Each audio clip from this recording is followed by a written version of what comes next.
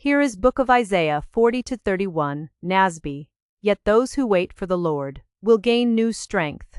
They will mount up with wings like eagles. They will run and not get tired.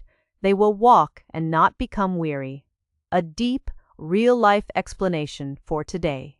This verse lands right in the middle of a chapter where God is speaking to people who are exhausted, discouraged, and wondering if He has forgotten them. Sound familiar? Because honestly, that could be any of us on a random Tuesday. Let's walk through it piece by piece. Those who wait for the Lord.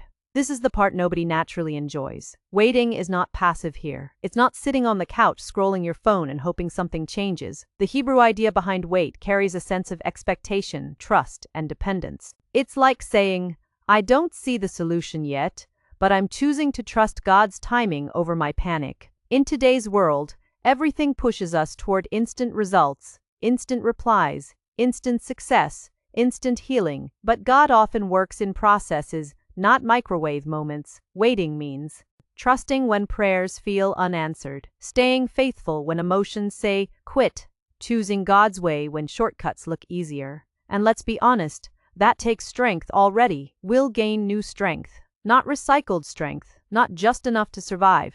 New strength. That means strength when yours is completely gone. Strength that doesn't come from personality or willpower. Strength that shows up after you thought you were done. This is important for today because many people are running on empty, mentally, emotionally, spiritually. Burnout is everywhere. Anxiety is common. People are tired of being strong all the time. God isn't asking you to manufacture strength. He's saying, bring me your weakness and I'll replace it. They will mount up with wings like eagles.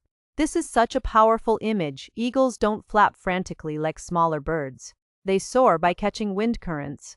They rise above storms instead of fighting through every gust. That's what God offers. Not just endurance, but elevation. Not just survival, but perspective. In real life today, that looks like peace in situations that should overwhelm you. Clarity when everything feels chaotic. A sense that God is lifting you above what used to crush you. It doesn't mean the storm disappears. It means you're no longer controlled by it. They will run and not get tired. This speaks to seasons of intense activity, when life demands a lot from you: work pressure, family responsibilities, emotional burdens, spiritual battles. There are seasons where you don't get to slow down much, and yet God promises sustaining strength in motion.